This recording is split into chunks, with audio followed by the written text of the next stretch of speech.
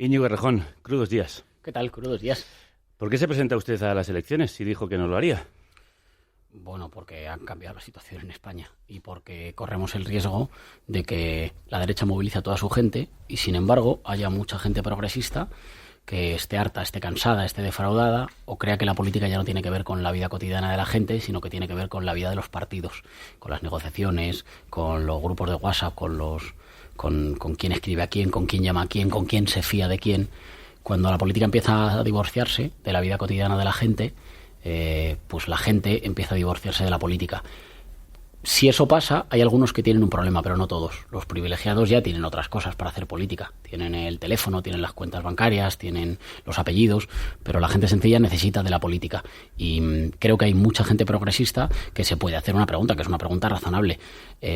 Si no hay una opción diferente, ¿alguien me asegura que las cosas van a ser diferentes de cómo han sido estos meses que nos han llevado otra vez a repetición electoral? Y yo creo que no, que necesita que haya una opción diferente. También puede ser razonable la pregunta, ¿cómo van ustedes a unir a ese bloque progresista si precisamente han empezado generando un divorcio, separándolo? En realidad yo creo que no hemos generado ningún divorcio. Yo creo que hemos dado un paso adelante para trasladar una experiencia madrileña que quiere con muchos otros, con Equo, con Compromís, con la Chunta Aragonesista, con muchos otros, quiere dar pasos para levantar una opción de izquierdas que tenga la capacidad de hacer dos cosas a la vez, sin perder el norte en ninguna de las dos, que quiera transformarlo todo, pero que para querer transformarlo todo pasado mañana no renuncie a transformar lo que puede hoy. Porque a veces lo bueno es enemigo de lo mejor, y si uno se espera hasta que tenga el gobierno ideal, pues a lo mejor nunca tenemos gobierno hasta que ganen las derechas, que esas sí se ponen de acuerdo. Y el problema de las derechas para ponerse de acuerdo no es que sean tres, las derechas son tres y se ponen de acuerdo cuando lo necesitan. Por ejemplo, en Madrid, incluso aunque eso implique meter a la extrema derecha dentro, o incluso aunque eso implique darle la presidencia del gobierno, por ejemplo, aquí en Madrid, a la señora Isabel Díaz Ayuso, que tenemos serias dudas sobre ella, sobre su actuación en Naval Madrid, ¿no? Y para eso hace falta una opción que diga, pues miren ustedes, no todo se va a conseguir ahora. Ahora se conseguirá lo que se pueda y seguiremos luchando para hacer para convencer y para hacer las transformaciones que se puedan en el largo plazo. Pero eso que repetía tanto Pepe Mújica del mientras tanto, pues hay que asegurar que la izquierda tiene capacidad de transformarlo todo pasado mañana, pero mientras tanto hoy tiene el pragmatismo necesario como para desbloquear la situación. ¿No dividen ustedes a la izquierda? El problema de la izquierda es cuando no se pone de acuerdo. El problema de la izquierda es cuando no es capaz de llegar a acuerdos para gobernar. A los españoles se nos pidió el voto el 28 de abril para una cosa muy concreta. No, y lo quiero recordar porque es muy importante, no se pidió el voto para siglas. Se nos pidió el voto por una razón que además yo creo que era cierta. La entrada de Vox había radicalizado a las derechas hasta tal punto que una coalición de las tres derechas quería hacer retroceder a nuestro país 40 años. Los españoles cumplieron y otorgaron una mayoría progresista clara y sólida que permitía un gobierno. Todavía no he encontrado una sola razón que afecte a la vida de la gente por la que no tengamos un gobierno que no es el mejor de los gobiernos imaginables, pero que era el gobierno posible en estas condiciones. Ese es el problema. Si los votos progresistas sí dan. El problema es que luego los líderes progresistas no han sido capaces de ponerse de acuerdo. Yo creo que el reparto de culpas no es igual para los dos. Yo creo que quien gobierna o quien tiene más fuerza, tiene más culpa y más responsabilidad. El problema no es de quién son las culpas. El problema es quién paga las consecuencias. Y si nos pasamos toda una campaña... O sea, es asombroso que todo el mundo ha entrado en esta precampaña electoral sin hacer ni un gramo de autocrítica. Y no lo digo porque nadie tenga que fustigarse, sino porque si nadie hace autocrítica, ¿quién nos asegura que los mismos que no fueron capaces de ponerse de acuerdo se van a poner de acuerdo? Ahora sí. Sánchez ha sacado un lema que dice, ahora gobierno, que es un poco insultante. ¿Cómo ahora gobierno? ¿Y antes no? ¿Por qué ahora gobierno? Porque ha dicho algo. ¿Y ustedes por qué van a conseguir poner de acuerdo a ese bloque cuando les separa un abismo, por ejemplo, de Unidas Podemos? No separa un abismo. Pero es que yo creo que ni siquiera ni a Podemos y al PSOE les separa un abismo, porque en realidad parece ser que las medidas programáticas, los dos lo dijeron, que había un grado de acuerdo importante. ¿Y entonces por qué no se llegó a acuerdo? Por una cosa que nosotros queremos modificar, que es que las formaciones políticas y los partidos son herramientas necesarias, pero tenemos un problema en nuestro país cuando los partidos se convierten en el fin y no en el medio. Los partidos son objetivos para hacer otra cosa, para transformar nuestro país, y por eso nosotros nacimos diciendo que hay que poner primero los intereses del país, que para nosotros no es una entelequia, tiene que ver con los intereses de la gente concreta, la que no puede pagar los alquileres, la que está de falso autónomo, que hay que poner primero los intereses del país por encima de los intereses de las siglas. Queremos contarnos, vamos a ver cuántos somos, pero yo creo que podemos hacer dos cosas importantes. Una, sacar mucho voto progresista que está harto de la abstención, que decía, mira, yo no les voy a volver a votar, es que estoy cansado o estoy cansada, y que ahora tiene una opción. Y en segundo lugar, que sepan que todos los votos y los escaños que saquemos serán no para una competición entre partidos a ver quién es más duro, más soberbio o estira la cuerda hasta el final, sino para anteponer los intereses de los españoles que más necesitan las instituciones para hacer justicia social por encima de los intereses de las siglas. Pero la división en siglas sí puede provocar un debilitamiento debido a nuestro sistema electoral. De hecho, la escisión de Más Madrid no provocó la derrota de la izquierda porque no sumaban suficientemente las distintas siglas. Te contesto las dos cosas y me alegra que me hagas la segunda pregunta. Los votos de la izquierda en Madrid en las elecciones autonómicas de mayo fueron muy superiores a los votos de la izquierda en Madrid un mes antes en las elecciones generales de abril.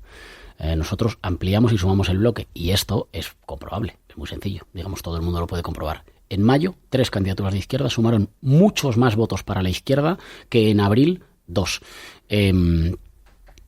Y con respecto a la otra, yo sé bien cómo funciona el sistema electoral, por eso hemos tomado una decisión política. Todavía está por concretar, ¿no? Pero hemos tomado una decisión política y la decisión política es: Más País se va a presentar allí donde podemos garantizar que saca escaño y que además son provincias que funcionan de manera proporcional, de tal manera que lo que sacamos no solo no lo restamos al bloque, sino que se puede dar un caso de justicia poética que para mí sería hermosísimo. Es que en muchas de las provincias donde nosotros irrumpamos, el escaño que nos llevemos o los escaños que nos llevemos, en primer lugar a quien se lo podemos quitar es a quien se llevó el último, y es muy posible que en muchos de esos sitios quien se llevó el último sea Vox.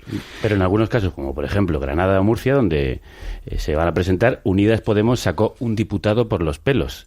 Si ahora dividimos el voto de la izquierda en dos, a lo mejor ni siquiera se consigue ese diputado. ¿No es contrario a lo que está usted diciendo de que fortalecen el bloque? ¿No lo debilitaría? No está decidido en todos los lugares que nos presentamos. Es una decisión, digamos, más bien de carácter técnico que hay que concretar. Granada y Murcia, por ejemplo, son sitios en los que yo tengo leído que ustedes se presentan. No está decidido dónde nos presentamos. En el caso de Murcia pasó una cosa muy concreta, que es que los compañeros de Murcia con los que yo llevo haciendo trabajo y camino político mucho tiempo, han dicho: nos sentimos más representados por este proyecto. Y yo creo que son dos sitios donde es posible que obtengamos representación, donde yo creo que podemos obtener. Pero voy a la pregunta: si se presentan en un sitio donde se consiguió por los pelos para la izquierda ese último escaño, ¿la aparición de otra fuerza dentro de esa misma izquierda o bloque progresista no puede hacer que se pierda en vez de ganarlo? Es que yo creo que nosotros vamos a meter mucho voto de lugares muy diferentes. Es que yo creo que hay mucha gente, por ejemplo, que es que ahora mismo está en unas posiciones de abstención si no tenía otra alternativa, y que por tanto en muchos sitios nuestra irrupción puede ayudar a ampliar. Pero ampliar no solo, digamos, no me refiero solo a una cosa como técnico electoral de cómo funciona el sistema electoral. Ampliar porque todos conocemos vecinos, yo conozco muchos vecinos y familiares y estoy convencido que a los que nos escuchan también les pasa, que dicen: mira, yo en estas condiciones no contéis conmigo. Si además a eso le sumamos un clima en el que posiblemente la sentencia en Cataluña asume como la agresividad y la hipermovilización de la derecha y la especie de apatía y pereza en la izquierda, con esos ingredientes, repetir elecciones era un suicidio y era muy peligroso. Por eso hacía mucha falta que irrumpiéramos, está por ver dónde y lo tendremos que comunicar en los próximos días, pero que irrumpiera una fuerza política que le devolviera aire y motivos nuevos al bloque progresista, porque si no, si quienes nos llevaron a la repetición electoral se presentan a estas elecciones otra vez en un diálogo de sordos, pues claro, puede haber gente que se pregunte: ¿y por qué ahora va a salir? ¿O vamos a estar aquí votando hasta que le den los números a la derecha y ellos sí que acuerden? También hay gente que se pregunta: de momento la llegada de Más País ha dado lugar a la división de Equo o a la ruptura de Compromís con Unidas Podemos. ¿Eso fortalece al bloque, al bloque progresista? Equo no se ha dividido. Equo ha votado en referéndum con quién quería ir y por una amplia mayoría ha decidido con quién quería acudir. Y luego hay miembros de Equo que se han quedado en Podemos. Y luego hay una persona que ha tomado una decisión individual que es muy respetable. No una, varias. Unas pocas. Uralde y más personas.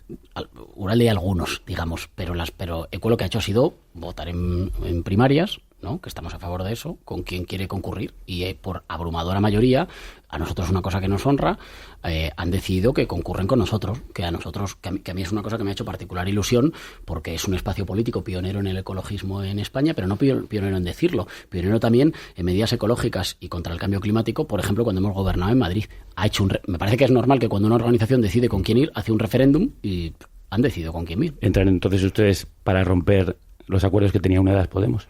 No, nosotros entramos para ofrecer una solución que permita desbloquear un escenario político español que, mientras está bloqueado, perjudica siempre a los mismos. Y entramos con una cuestión de urgencia. El viernes pasado, miles de personas, sobre todo jóvenes, pero no solo, nos dijeron que es urgente tomar medidas contra el cambio climático. Las movilizaciones de los riders nos están diciendo que es urgente tomar medidas contra la precariedad. El sindicato de inquilinos nos está diciendo que es urgente tomar medidas para que los vecinos dejen de ser expulsados de los barrios. La vida de la gente normal no admite prórrogas. Solo admite prórrogas, patadas para adelante o darse mus, la vida de los partidos. Hace falta irrumpir en política para decir que entre la urgencia de la gente y la tranquilidad o la parsimonia de los aparatos de los partidos hay que elegir por la urgencia de la gente. Y yo estoy contento de que esa idea nos haya permitido hacer camino con mucha gente con la que en realidad ya llevamos mucho tiempo tocando la misma sintonía, como pasa con los compañeros de ECO o como pasa con los compañeros y las compañeras de Compromís. Estamos hablando con Íñigo Errejón, candidato de Más País a las elecciones generales y todavía diputado autonómico por Más Madrid. Yo sé que no es lo más cómodo. Son buenas noticias, cada sondeo que sale va dando mejores posiciones a Más País. Yo sé que esto no es lo más fácil. Lo que pasa es que yo anticipo el objetivo político por el que concurrimos. Yo quiero un gobierno progresista. Y nosotros vamos a ser una pieza decisiva en ampliar el bloque progresista. Yo sé que en la vida uno es responsable de lo que hace, pero también es responsable de lo que no hace. Primero el país y después las siglas. En combatir la abstención de tanta gente progresista que está harta y que se pensaba quedar en casa si no hubiera una opción nueva. Hace tiempo dije que yo no había venido a estar en política. En un gobierno que emprenda políticas públicas de transición ecológica, de combate contra la violencia machista y de combate contra la precariedad laboral y contra la desigualdad. Yo asumía que dar el paso iba a significar un torrente de insultos. Os agradezco profundamente la confianza y estoy dispuesto a encabezar una candidatura que garantice un gobierno progresista con todos y todas en las próximas elecciones del 10 de noviembre. Fue fundador de Podemos, responsable de su estrategia política y diputado en Cortes con la formación de Pablo Iglesias, con quien acabó enfrentándose por la Secretaría General y perdiendo. Candidato del partido a la Comunidad de Madrid, decidió fundar otra marca con Manuela Carmena, Más Madrid, y ahora se presenta como candidato a la presidencia del Gobierno con Más País, 2 meses después de tomar posesión como diputado de la Asamblea madrileña. Señor Errejón, ¿qué pasa con su compromiso con los madrileños que acaban de elegirle? Bueno, pues que como buen madrileño tengo compromiso con los madrileños y tengo compromiso con España. Yo creo que los madrileños siempre tenemos las dos cosas en el corazón. Creo que la gente tiene que estar segura de que el equipo que presentamos con Más Madrid en el grupo parlamentario o a las elecciones autonómicas y el equipo que presentamos para gobernar el Ayuntamiento de Madrid son dos equipos muy buenos en el que hay mucho relevo y gente, compañeros y compañeras muy preparadas. Pero le votaron a usted para que cumpliera un mandato durante 4 años. Sí, y recibimos un apoyo muy alto, muy elevado, 500.000 de votos, un 15% del voto, que sin embargo no fue suficiente, recortó en mucho la distancia que las derechas nos habían sacado en las generales en Madrid, pero no fue suficiente para formar un gobierno y vimos con mucha tristeza todos los madrileños cómo las derechas, cuando hacía falta, incluso con posible corrupción e incluso con extrema derecha, se ponían de acuerdo y las izquierdas no se ponían de acuerdo. Los madrileños también necesitamos un gobierno progresista que compense un poco de los desastres que el gobierno de PP, Ciudadanos y Vox van a ejecutar en Madrid. Pero los madrileños y madrileñas le han votado para el mandato aquí, en la Comunidad de Madrid, durante 4 años. Es verdad. ¿No es irresponsable saltarse ese mandato? Me han votado a mí y han votado a todo un equipo. Y con tristeza nosotros comprobamos cómo cuando hace falta las derechas sí se unen para privatizar la sanidad, para tapar la corrupción o para retroceder. Me vuelve a hablar todo el tiempo de las derechas. Yo le pregunto sobre el compromiso que usted tenía con los madrileños. Claro, es que el compromiso con los madrileños también tiene que ver con que haya algún gobierno que se preocupe de los servicios públicos de los madrileños, del transporte público de los madrileños. Una vez que no pudo ser el gobierno autonómico, desde aquí, desde la administración madrileña. Claro, esa la gobierna la derecha.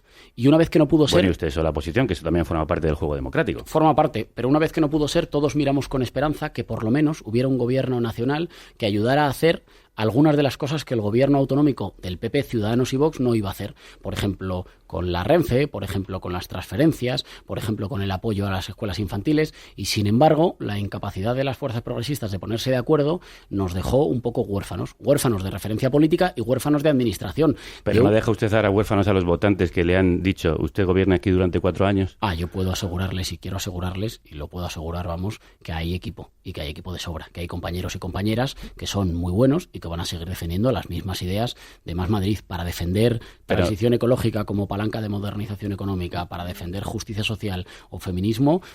Yo soy seguramente el portavoz más conocido, pero no va a ser Íñigo Errejón, que es a quien votaron como número 1 de la formación Más Madrid de la Comunidad madrileña. Y encabecé una lista de la que me hacía responsable. Una lista... ¿Y es responsable faltar a la palabra de ese compromiso? No, yo encabecé una lista en la que me hacía responsable, que me acompañaban gente, científicos expertos en cambio climático, sindicalistas, expertos en sanidad pública, de los que me hacía responsable. Concurría, y lo dije muchas veces, concurro con un equipo que es muy bueno, que es mucho mejor que el gobierno de las derechas que tenemos hoy en Madrid. Y ese equipo sigue trabajando. Yo lo voy a acompañar un tiempo asegurando el relevo, pero puedo garantizar que hay equipo de sobra. Y al mismo tiempo que voy a intentar una cosa que va en beneficio también de todos los madrileños. Los madrileños que sabemos lo que es que nuestra región y nuestra ciudad hayan sido el laboratorio del neoliberalismo, de la desregulación, de las privatizaciones y del sálvese quien pueda, sabemos lo importante que es tener gobiernos que empiecen a equilibrar la balanza y compensar los desastres que hace la derecha. Cuando se iba a presentar por Podemos en la Comunidad de Madrid, acabó formando Más Madrid, otra marca. Ahora se va a Más País cuando acaba de tomar posesión en la Asamblea. ¿Por qué tenemos que confiar en su palabra y en su compromiso? Porque en política y en los partidos, como en las oficinas, como en las empresas, lo más cómodo siempre es quedarse callado. El que se queda callado casi siempre le va muy bien, ¿no? No sabes muy bien lo que piensa, pero siempre está de acuerdo con lo que piensan los jefes. Bueno, se adapta a las cosas, ¿no? Va estando. En política eso es lo normal. Así llegó, por ejemplo, Rajoy a ser presidente del Partido Popular. Hay quien podría pensar que se está usted adaptando a las situaciones, ¿no? Ahora me conviene irme a la política nacional porque se ha abierto un hueco. Al revés, soy consciente de que asumo muchos riesgos. Soy consciente de que en política lo más normal, porque es lo que nos han enseñado siempre, es cómo se progresa en un partido político. ¿Cómo se progresa en un partido político? Pues, bueno, en realidad, por encima de las convicciones que tengas, jódate, no hagas mucho ruido. Si estás aquí cómodo, tienes el escaño ya, ¿no? Se vive bien, tienes el escaño, no te metas en más jaleos, no te arriesgues. También en política hay una cosa que se llama ambición, y mucha gente puede ver a Íñigo Errejón como una persona ambiciosa que quiere ir a más. Se le queda pequeña la Comunidad de Madrid, quiere ir al gobierno nacional. Se me queda ridícula la situación nacional. Es una situación que me duele y que me parece que hay que tomar cartas en el asunto. En España hay mucha gente que opina y eso está bien, pero las opiniones en general no cambian los países. Hay mucha gente diciendo, qué horror, cómo está la situación en España, no nos merecemos estos políticos, ¿por qué este bloqueo? Mira, me da todo vergüenza, haciendo humor, haciendo memes. Todo eso está bien, pero yo no di un paso en política para quedarme mirando o para hacer de comentarista desde la orilla. Pero ¿no le preocupa que el votante piense que Íñigo Errejón es una persona que no es leal a su propia palabra, que no tiene compromiso con...? Creo que al revés. Creo que yo he demostrado que incluso si no siempre sean las situaciones más cómodas para mí, incluso si no son más fáciles, por eso dejé mi escaño, por ejemplo, en el Congreso de los Diputados. Incluso si no son las más fáciles, defiendo siempre las mismas ideas, siempre las mismas. Que una izquierda que no tiene capacidad de construir mayorías y de ser transversal no es útil para su país, que por delante de los intereses de las siglas están los intereses de nuestro pueblo. Yo llevo diciendo lo mismo desde que entré en política y sobre todo no olvidando que las siglas son instrumentos, pero que la lealtad no es con las siglas, la lealtad primera es con nuestro pueblo. Nosotros les hemos preguntado a nuestros oyentes qué piensan del paso que ha dado Íñigo Errejón y Más País de presentarse a las elecciones del 10 de noviembre, y esto es lo que nos han dicho. Yo creo que realmente la izquierda siempre ha estado rota, o sea, no es una novedad. La alegoría de 45 cerebros y un corazón que se encontraron en una fosa, yo creo que es muy acertada porque son 45 formas diferentes o 1000 formas diferentes de entender cómo se deben llegar a unas políticas que yo creo que son comunes. Y lo que más pena me da es que parece cuestión de egos. No es algo votado por los inscritos, es algo del partido, monto un partido express y lo que más miedo da es que se convierta como Ciudadanos al PP en la marca blanca del PSOE. Y lo de que Errejón ha roto la izquierda, creo que son igual de culpables todos. Pero para mí ha sido una salida porque yo no iba a votar al PSOE, por supuesto, nunca le he votado. Y tampoco iba a votar a Pablo Iglesias porque Podemos es Pablo Iglesias. Así que por lo menos ahora ibas a abstenerme y ahora voy a votar ahora. Pero ahora mismo, en el momento en el que estamos, yo creo que la iniciativa de Errejón no tiene ningún sentido, porque solo viene a complicar una escena política en la que lo único que deberíamos hacer es intentar sumar fuerzas ante una derecha que viene a atacar muy fuerte y que se está uniendo y que tienen todas las mismas ideas. Pues sabremos si Errejón viene a dividir la izquierda cuando sepamos el programa que su partido tiene. Para romper la izquierda, primero tendría que ser de izquierdas. Eso es lo primero. Me remito a una frase de Juego de Tronos, en concreto a una de la casa Greyjoy que dice: lo que está muerto no puede morir. Entonces, la izquierda murió en el incendio del Cine Scala. Lo que queda es un resto residual. No se puede romper algo que ya no existe, en mi opinión, claro. De todos modos, tampoco entiendo el bombo y platillo que se le da a un partido que ahora mismo tiene 0 representación parlamentaria. Está pasando exactamente lo mismo que cuando salió Vox. Pues le traslado las preguntas que acaban de surgir en sus comentarios. ¿Son ustedes un partido exprés, la marca blanca del PSOE, el Ciudadanos de Izquierdas? Me hace gracia porque algunas de estas cosas las escuché también cuando nació Podemos, en el 2014. Las derechas tienen una segunda oportunidad en España. Y no las tienen porque sean 3 papeletas, o 2 o 4. Las tienen porque los líderes políticos de la izquierda no han podido entenderse. Hay alguien que podría decir al escuchar esto: es que el PSOE no es de izquierdas. Bueno, pues entonces si no es de izquierdas no se puede querer gobernar con él. ¿El PSOE es de izquierdas? Yo creo que el votante del PSOE lo es. El Partido Socialista tiene una intención de hacer transformaciones políticas en un sentido de izquierdas siempre que no molesten. Pero eso no siempre es posible, porque en política no siempre se puede contentar a todo el mundo. Entonces, creo que el PSOE tiene la intención honesta de hacer transformaciones en beneficio de las grandes mayorías, pero su límite es que eso nunca choque con los poderes oligárquicos. Y no siempre se puede. Yo aspiro a convencer a todo el mundo de que en España tiene que haber un reparto justo de las cargas fiscales, pero al que no le convenza, pues aspiro a tener la mayoría para legislar y que le convenzan las leyes. ¿Ustedes son de izquierdas? Yo siempre lo he dicho, yo de tradición familiar, de militancia desde los 14 años, tengo en el corazón los ideales de que la libertad y la igualdad solo pueden caminar juntas y que la justicia social es algo que hay que conquistar luchando y peleando. Lo tengo muy claro. Ahora, las declaraciones no bastan para ponerlas en un póster en la habitación. Hay que conseguir construir mayorías con gente que a lo mejor no piensa exactamente igual que nosotros. Digamos, no hace falta una izquierda que se dé golpes en el pecho y repita todas las veces que es de izquierdas o reparta carnés y diga yo lo soy, pero le juro que el de al lado no lo es. Lo que hace falta es una izquierda que tenga la capacidad de conectar con las expectativas y las ansiedades de su pueblo, tal y como es su pueblo, no como a uno le gustaría que fuera en un dibujo así perfecto, cuando hace un boceto. ¿Qué gobierno progresista es posible en España? Un gobierno que incluya el PSOE. Ese gobierno colma todas las expectativas de transición ecológica, de transformación feminista, de justicia social. No las colma. ¿Eso nos debe impedir avanzar? En mi opinión, no. Hay que tener la capacidad de decir, mire usted, yo quiero llegar hasta dentro, yo quiero caminar 200 kilómetros. Con este compañero de viaje solo puedo caminar 3 kilómetros. Pues con él haré 3 y al mismo tiempo haré trabajo cultural para convencer a la sociedad española de que se puede caminar hasta los 200 que yo quería. Y si, como preguntaban algunos y antes le trasladaba, la aparición de Más País divide el voto de la izquierda y hace que las derechas ganen, ¿usted sentiría alguna responsabilidad? Bueno, yo creo que las derechas tengan alguna opción es responsabilidad de que hayamos repetido elecciones. En esta situación no deberíamos estar. Y no estamos por ninguna cuestión programática ni que afecte a la vida de la gente. No deberíamos estar en esta situación. Una vez que estamos en esta situación, creo que es fundamental una fuerza que tenga la capacidad de sacar a mucha gente de la abstención, del desánimo o del hastío. Y a día de hoy no hay una sola encuesta que no dé una mayoría del bloque progresista. Es más, una mayoría incluso creciente gracias a nuestra irrupción.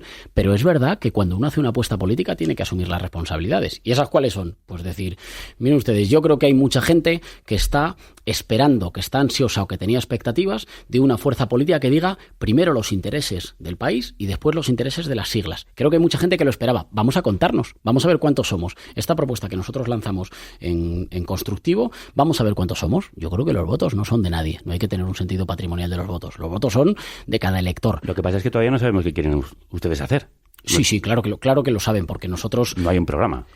Bueno, yo creo que esto todo el mundo puede entenderlo. 2 cosas sobre el programa y luego sobre lo que nosotros queremos hacer. Por una parte, a una fuerza que se lanza el miércoles pasado, es irresponsable, yo creo, pedirle que tenga un programa acabado. Nosotros presentaremos un programa, pero quiero decir al mismo tiempo que el problema en España no ha sido de programas. Los programas, si no hay acuerdos que los conviertan en leyes, son papel mojado. Podemos presentar todos, hacer una competición de literatura, a ver quién presenta las 500 páginas más abigarradas, que si no hay acuerdo, son papel mojado. Y ahora, ¿en España no ha habido acuerdo por los programas? No, ha habido acuerdo, en mi opinión, por una actitud, que es la actitud de premiar las necesidades de partido por encima de las necesidades de la gente. Pero nosotros no somos nuevos.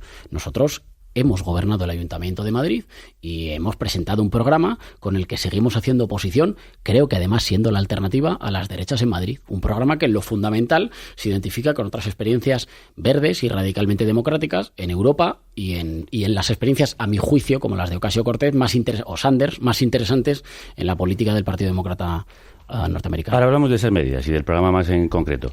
Pero vamos primero con la formación de ese partido, que como usted dice, se presenta en una semana a las elecciones, casi de la noche a la mañana. Hoy se ha anunciado que Marta Higuera e Inés Abanés serán la número 2 y 3 respectivamente en sus listas. ¿Ya no le gustan las primarias?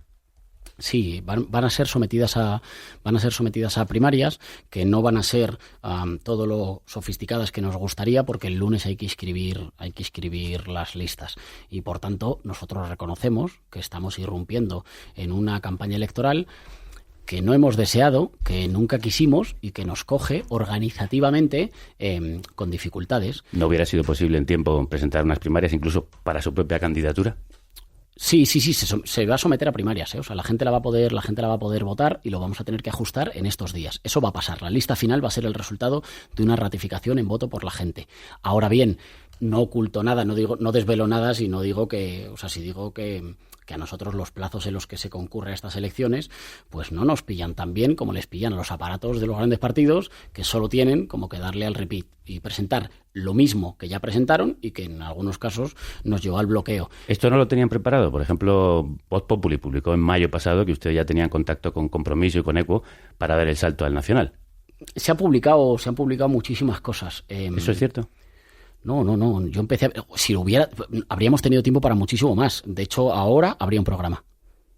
Ahora ya habría un programa porque habría habido gente que se habría pasado el verano trabajando en un programa y, por tanto, cuando nos preguntaran, pues ahora habría habido el resultado de un trabajo de 3 meses. Durante estos 3 meses nosotros lo que hicimos fue esperar y desear que hubiera un gobierno progresista. Hubo muchas especulaciones con nosotros, que yo creo que sobre todo obedecían a que quienes tenían que ponerse de acuerdo se lanzaban como arma arrojadiza el miedo a que nosotros irrumpiéramos en política. Te va a perjudicar más a ti,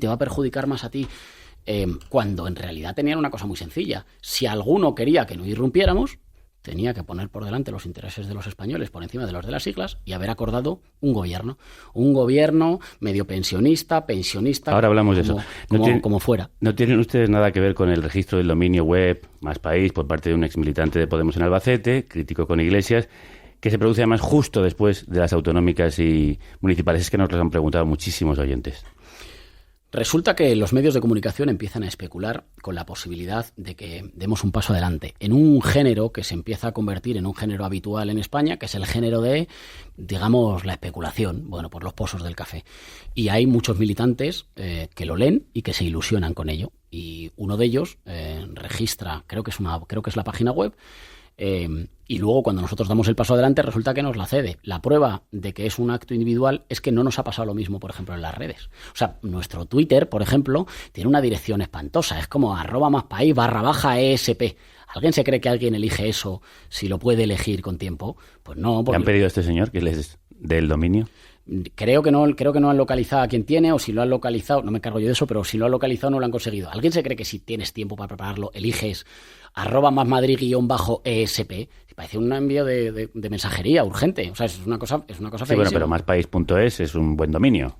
Ese es un buen dominio. Ustedes no tienen nada que ver con este señor. Sí, el señor se ilusionó con la idea y resulta que cuando la cosa sale, pues el señor la cede. Pero si hubiera sido una cosa preparada, lo tendríamos en muchas más redes, o en el programa, o en muchas otras cosas. Yo entiendo las teorías de la conspiración, pero las teorías de la conspiración casi siempre es como una respuesta entre perezosa y defensiva, que es, digamos, el encastillamiento y todo es una conspiración. Nos fumigan, los reptilianos, no sé qué. No hay teoría, en política no hay teorías de la conspiración. Bueno, hay conspiraciones en política constantemente. Pero las conspiraciones no explican la política. La política, al final, si las fuerzas políticas tienen eco, encuentran irrupción o encuentran simpatía, no tiene que ver con que el malo del inspector Gadget acaricie a un gato y se ría con la risa esta de malvado. Tiene que ver con que hay ciudadanos de a pie, corrientes, que dicen: pues esto tiene sentido, efectivamente yo me iba a quedar en casa o estaba desilusionado y esto tiene sentido. Vamos a verlo, si esto además hay una forma muy fácil de comprobarlo. Tenemos un mes de campaña y el 10 de noviembre votamos. Yo estoy convencido que vamos a tener una irrupción muy importante en el Congreso, que además va a ser pegamento y ampliación del bloque progresista en España. Ante su irrupción, el presidente en funciones, Pedro Sánchez, reaccionó con cierta ilusión en la primera entrevista que dio a Antonio Ferreras. Yo he visto cosas que ha dicho y ha hecho que me parecen, no sé, positivas, esperanzadoras, tengo que decírselo. ¿Y a usted le gusta Pedro Sánchez? A mí me parece que no, a mí me parece que ha cometido un par de errores graves. El primero, llevarnos a elecciones y ¿La culpa es suya? Cuando dos no se entienden, siempre hay culpas en los dos lados, pero tiene más culpa quien tiene más poder. Y luego, además, Sánchez vuelve a hacer lo que en mi opinión es un error, que es hacer una campaña electoral sin aclarar si quiere buscar un acuerdo progresista o si quiere buscar el voto de estimado Albert o de Pablo Casado. Y yo creo que eso es una irresponsabilidad, como en mi opinión es una irresponsabilidad hacer campaña como si fueran a volver las mayorías absolutas. Las mayorías absolutas no van a volver. Pero que la política en España se haya vuelto más plural también viene con deberes incorporados.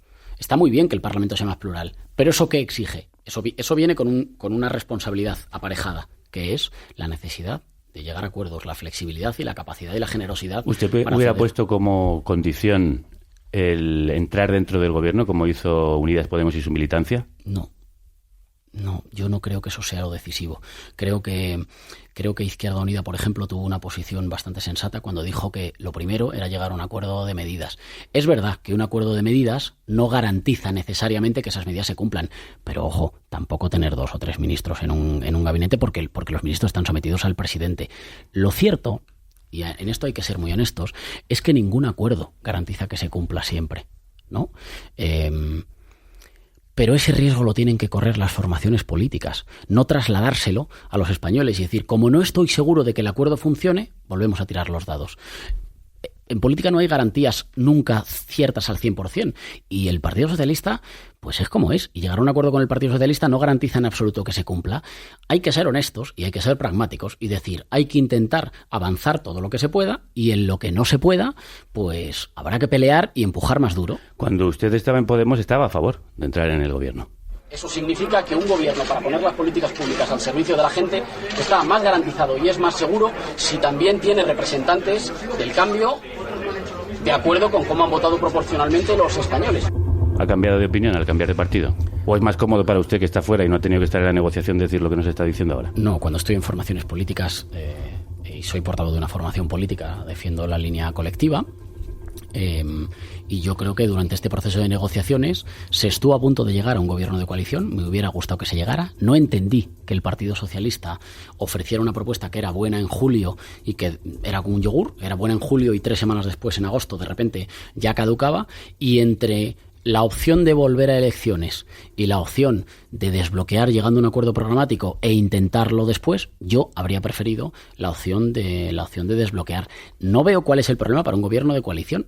Creo que en muchos sitios se dan y que en España también se podía haber dado. De hecho, parece que estuvimos muy cerca. Parece que la única diferencia para un gobierno de coalición fueron las políticas activas de empleo. Estuvimos a esto y, sin embargo, no se alcanzó. No sé por qué. Me parece normal que haya gobiernos de coalición. Ahora bien, por encima de quién está en el gobierno, es importante qué hace ese gobierno. Y hay alguien que me puede decir, es que si no hay ministros, no se garantiza que ese gobierno cumpla lo que se quiera. Los gobiernos no funcionan así, ¿eh? Un ministro es alguien que está subordinado al presidente del gobierno. Y, por tanto, un gobierno de coalición es siempre un pequeño, lo voy a decir de forma un poco más suave, es un baile, es una especie de tira y afloja en el que cada formación política intenta empujar en un sentido o en el otro. Pero eso también se hace en el Parlamento, ¿eh? Y creo que si el Partido Socialista no entiende que la política en España exige colaboración entre fuerzas progresistas, pues a lo mejor lo tiene que entender en el Parlamento. Yo no descarto que en España se pueda producir un gobierno de coalición, me gustaría, y no descarto que nuestra posición sobre ello no es una posición maximalista, es lo primero, para acordar un gobierno no tiene que ver con nuestra silla en el gobierno. Lo primero para acordar un gobierno tiene que ver con las medidas que se aprueben. Pues hablemos de esas opciones. Si la realidad que sale de las urnas el 10 de noviembre fuera que el PSOE suma con Ciudadanos y se niega a pactar con Unidas Podemos por el fracaso de la anterior negociación, ¿ustedes le darían la investidura a un pacto Sánchez-Rivera para desbloquear la situación? Yo creo que eso sería un error y creo que no debería contar con nuestro apoyo. Pero ustedes han venido aquí a desbloquear. Sí, pero yo creo que bueno, en primer lugar, todas las encuestas, todas, dicen que hay mayoría progresista. Todas. Es posible que uno pueda ponerse a hacer futuribles, pero es que no lo creo. Pero el PSOE puede negarse a pactar con parte de ese bloque progresista. Fíjate que ni siquiera le va a dar. Porque yo creo que Ciudadanos están... Pongamos esa realidad, quiero decir, tenemos que ponernos en esa situación, saber si usted le va a dar los votos de Más País al PSOE para formar un gobierno con Ciudadanos. No. Nosotros no queremos que se conforme un gobierno con Ciudadanos porque Albert Rivera ha elegido competir por radicalismo de derechas. Entonces, si volvemos otra vez al bloqueo, con el señor Abascal. Es que va a haber una opción progresista.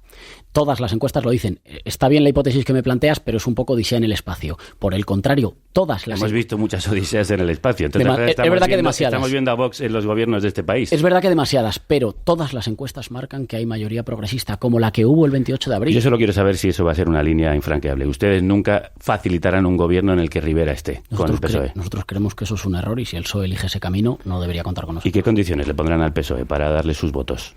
Bueno, yo creo que en nuestro país tenemos al menos 3 grandes retos que resquebrajan la confianza en el futuro, que hacen que los españoles miren hacia el futuro con miedo.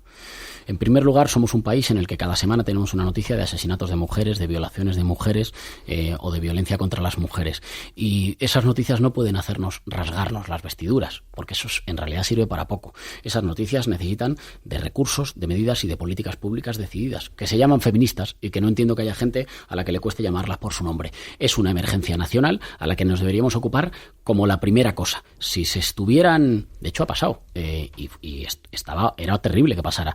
Pero cuando en España se asesinaba a políticos, este era un tema de primer orden en todas las portadas. Y cuando se asesina a mujeres, parece que es una cosa que sale solo en las crónicas de sucesos. Debería ser el primer reto. El segundo reto para asegurar que en España podemos tener un proyecto de futuro sin mirar al mañana con miedo es que en España se ha roto el contrato social y por tanto hoy tener un trabajo no te garantiza la vida y perdemos más tiempo en la angustia permanente, en la falta de horas o en tener que ser una especie de empresario de ti mismo para ver si sales a flote. En España hay que recuperar un estado del bienestar verde que garantice que la mayoría de la gente, la clase trabajadora, la clase media, pueden vivir dignamente, que tampoco se está pidiendo la luna. Y la tercera, la expresaron el otro día miles de jóvenes en todo el planeta y también aquí en Madrid. El cambio climático no admite dilaciones y es una oportunidad. Como ya sabemos, sí o sí, que no hay planeta B y que hay que emprender una transición ecológica, la podemos utilizar como palanca para generar empleo verde. No entiendo, por ejemplo, que en nuestro país hayamos rescatado a la banca con dinero público y luego no le impongamos a los bancos la obligación de que financien el autoconsumo fotovoltaico para empresas y para particulares, la sustitución de flotas de coches de coches convencionales por coches eléctricos o la posibilidad de emprender ambiciosos programas de rehabilitación energética para que las viviendas consuman menos. No sé por qué todo el crédito que los bancos pueden dar gracias a que los rescatamos solo se tiene que ir a la economía financiera especulativa y no se puede ir a la economía verde, que es claramente la que más empleo sostenible puede generar. Déjeme ser un poco más concreto. Unidas Podemos ha sido muy claro en las condiciones al Partido Socialista. De hecho, usted subrayaba y defendía muchas de estas condiciones cuando formaba parte de ese partido. Derogación de la ley Mordaza y la reforma laboral, blindaje de las pensiones, revertir los recortes en sanidad, la ley de vivienda de la PA y el control de los precios del alquiler, cierre de los CIES o devolución del préstamo, del rescate a la banca. ¿Firmaría esas condiciones usted? Sí, pero es que, en mi opinión, el acuerdo de gobierno no se frustró por esas condiciones. Como no se frustró, por cierto, por el mamotreto de 370 medidas del Partido Socialista que presentó. En esto es muy importante que seamos muy claros. El conjunto de medidas que todos pongamos encima de la mesa solo se convierten en mejoras para los españoles si tenemos la capacidad y el pragmatismo de firmar un gobierno y de que se conviertan en leyes o en políticas públicas. Si no, pueden ser hermosas obras de literatura. Claro, pero bueno, yo estoy hablando de medidas que dan lugar a leyes, por ejemplo, esa la ley de vivienda de la PA, el control de los precios del alquiler o la derogación de leyes y reformas que existen. ¿Usted firmaría aquí, ahora, en este momento, esa derogación de la ley Mordaza y la reforma laboral? Claro. Por ejemplo. Claro, pero la derogación... ¿Se lo pondrán como condición al PSOE para darle sus votos? Claro, yo creo que, o sea, la derogación de la ley Mordaza lo ha dicho, no sé cómo decirte, hasta Amnistía Internacional ha dicho que es un ataque a los derechos y libertades que se conquistaron en parte en la lucha contra la dictadura y después en las luchas por la ampliación democrática. Es una barbaridad del Partido Popular que solo sigue vigente por la incapacidad de que hayamos desbloqueado nuestro país. Quiero decir, la gente que hoy sale a manifestarse y que tiene el riesgo de que le pongan unas multas astronómicas por lo que dice o por a quién hace fotos, tiene que saber que eso sigue vigente porque no hemos hecho el trabajo que teníamos que hacer. Y con respecto a la reforma laboral, la posición que hemos defendido siempre es muy clara. Vamos a ver. En España es falso que la manera de crear empleo sea abaratando el despido. Eso es mentira. Eso es mentira. La manera de generar empleo en España es apostando por diversificar nuestro tejido productivo. Y diversificar nuestro tejido productivo no es peleando por abaratar costes. No vamos a poder competir con China en tener salarios más bajos. Podemos competir en la economía verde, en la economía del conocimiento, y para eso hace falta también un plan estatal de inversiones que se coaligue con la inversión privada y que genere empleo de mayor calidad. No es verdad que los recortes generen empleo. Lo que hacen es que reparten miseria. Lo han dicho todas las organizaciones sindicales de defensa de los trabajadores y lo que hace falta es que las organizaciones políticas tengamos el pragmatismo y el coraje como para dar pasos en ese sentido. Las reformas laborales, la del PP y la anterior del Partido Socialista, son un error y hay que revertirlas. Pues hablemos... Estuve en todas las huelgas generales que lucharon contra esa reforma. Pues hablemos de cuestiones prácticas. Déjeme que concretemos algunas medidas. ¿Está usted a favor de un referéndum para Cataluña? Siempre me he expresado con mucha claridad al respecto. Creo que hace falta un acuerdo entre los catalanes y ese acuerdo tiene que refrendarse en las urnas, sí. ¿Aplicaría el 155? No. Es un error. Y además más que hay un uso irresponsable y terrible del 155 como si fuera una cosa, el bálsamo de Ferabrás, que vale para todo. De repente hay una manifestación en la que hay 2 incidentes y se dice 155. Pero si para eso ya hay código penal, si alguien lo quiere aplicar. El 155 no va a resolver un problema de afecto y de convivencia entre los pueblos en España. ¿Dejaría de apoyar a Pedro Sánchez si aplica el 155? No, yo no le apoyaría en el 155. Creo que es un error. Creo que además el Partido Socialista se equivoca entrando en esa competición de una puja al alza a ver quién es más bruto con Cataluña. Creo que eso aleja más a Cataluña de España, pero al mismo tiempo no poder avanzar en un tema no debería hacer que no pudiéramos avanzar en el resto. Es decir, si podemos avanzar en lucha contra el cambio climático o en combate contra la violencia machista, allí donde podamos avanzar, avanzaremos. Y en las medidas en las que Pedro Sánchez resulta que lo que prefiera sea escorarse más a la idea de país que tiene Albert Rivera, que es irse a montar el pollo a Vic, a Vallecas o al orgullo gay, pues ahí nosotros no vamos a estar. Pero sí que le darían un gobierno aunque hubiera aplicado el 155. Un gobierno que contribuya a desbloquear la situación, por ejemplo, para combatir el cambio climático o, por ejemplo, para revertir la reforma laboral, es bueno. Y las medidas en un carácter exclusivamente represivo, pues no son las que nosotros queremos hacer. ¿Lo de Cataluña ya no le queda lejos? Ahí lo que dije, si a mí... quienes me conocen saben que no es que me quede lejos, sino que no es que no me quede lejos, sino que siempre la he tenido muy, muy cerca y muy presente en lo emocional y en lo... ¿Se equivocó al decir aquello? Y en lo político. Lo que estaba diciendo... Supongo que ahora hace fortuna el periodismo como de frasecitas y de zascas. Lo que estaba diciendo en realidad... Bueno, yo simplemente recuerdo una frase... No pretendía un zasca, sino que usted explique su... No lo estoy diciendo por ti. He escrito, he dicho y he pronunciado muchas cosas sobre Cataluña que es verdad que caben menos en un tuit y que son más largas. Lo que estaba en realidad diciendo es que era el viernes de cierre de campaña y que yo estaba centrado en la campaña electoral que me ocupaba. Pero puedo entender que eso haya dolido a gente y si es así no tengo ningún problema en pedir disculpas, lo entiendo que con la situación difícil y dolorosa que se vive pues a mucha gente le haya podido ofender y si es así pido disculpas. A una parte de la izquierda también le duele la operación Chamartín. ¿Usted está a favor de esa operación promovida por Manuela Carmena? Y por Podemos, cuando tenía concejales también. Sí, cierto es. La política también es la gestión de la correlación de fuerzas. Creo que el proyecto de Madrid Nuevo Norte era un proyecto que mejoraba en la medida en que se tuvo fuerzas para mejorarlo. El gran diseño, digamos, de pelotazo urbanístico del Partido Popular lo mejoraba en el sentido de dotaciones públicas, de transportes, de vivienda pública, sin hacer que eso fuera una panacea. Movimientos vecinales y ecologistas siguen diciendo que sí, una barbaridad de proyecto, que sigue especulando con el suelo y que se lo sigue entregando a la banca, a los fondos de inversión de siempre. Lo respeto, por supuesto. Si además el objetivo de los movimientos sociales siempre es, digamos, apretar a las formaciones políticas y hacerlas ir más allá y ponerlas en dificultades. ¿Usted aprueba Madrid Norte? Yo creo que era mejor proyecto que el proyecto que íbamos a heredar del Partido Popular y que ahora lo va a gestionar Almeida y por tanto será mucho peor. Pero la respuesta es sí, ¿no? Operación Chamartín sí. No, la respuesta es, entre el proyecto del PP y la nada, había que elegir. Podría ser la nada. No. Podríamos empezar un proyecto nuevo, diferente, mucho más vecinal y ecológico. De hecho lo era. Yo creo que no era una panacea, honestamente, pero respeto la decisión de los compañeros del ayuntamiento y creo que era mejor que el proyecto que iba a desarrollar Botella y era claramente mejor que el que ahora va a desarrollar Almeida. Por eso dijimos que era muy importante que si alguien quisiera que Manuela Carmena fuera alcaldesa, se concentraran los votos en Manuela Carmena. En la anterior legislatura se aumentó el salario mínimo gracias al acuerdo entre PSOE y Unidas Podemos. Sí. ¿Usted lo aumentaría aún más? Es que yo creo que los aumentos de salario, y esto no entiendo por qué cuesta tanto entenderlo en la discusión económica en España, los aumentos de salario, sobre todo del mínimo, se van inmediatamente al consumo. Y por tanto, digamos, el aumento de renta de los sectores más pudientes se puede ir a muchas cosas. Se puede ir de España, se puede quedar en el ahorro. Los sectores más humildes, cada incremento de renta que se experimenta en un hogar obrero en España se va inmediatamente al consumo, porque por desgracia no tienen capacidad de ahorro. ¿Qué significa que se vaya al consumo? Significa que en la peluquería donde tenían 2 personas pueden contratar un tercero. Significa que en el taller donde tenían a 3 chavales, que los tenían a lo mejor a tiempo parcial, de repente los pueden hacer fijos. Lo que pasa es que tenemos un problema. El otro día lo he podido hablar con los líderes sindicales y tenemos un problema.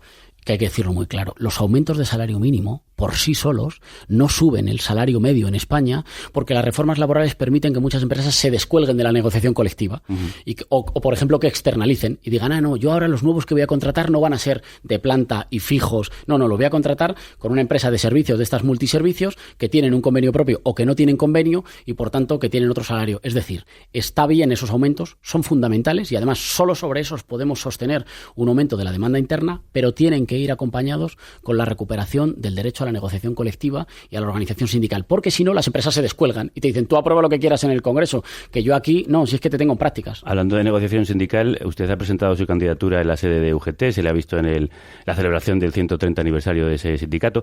Paco Álvarez, su secretario general, ha hablado de usted Pepe, como una... Pepe. Álvarez ha hablado de usted como un candidato que aporta frescura.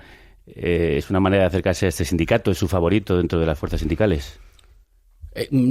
Por tradición familiar, mi padre ha sido toda la vida militante de comisiones obreras y por tradición familiar, pues cuando, ¿sabes esto típico que vas a las manis sindicales? Bueno, no sé si es tan típico, pero a mí me pasaba siempre, que te llevan de pequeñito y que vas al 1 de mayo y que no sé qué.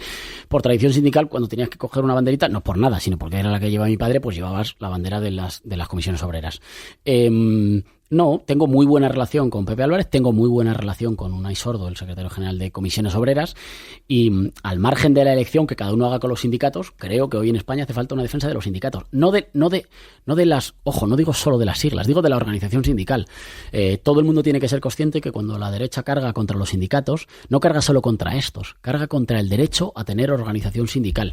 Porque si los trabajadores no tienen organización sindical, están más débiles, y cuando están más débiles tienen que aceptar cualquier cosa. Si no fuera, hace poco se acaban de cumplir, creo que es el centenario, ¿no? No, fue en el 10 o en el 9 de la huelga de la canadiense en Barcelona, que es la que no, por cierto, la huelga de la CNT, que es la que nos hace ganar las 8 horas en España por primera vez. Exacto. Todo el mundo tiene que recordar que si no es por la organización sindical, esta cosa que se ha puesto ahora muy de moda de no, yo es que soy muy mío, yo voy a lo mío, soy muy libre.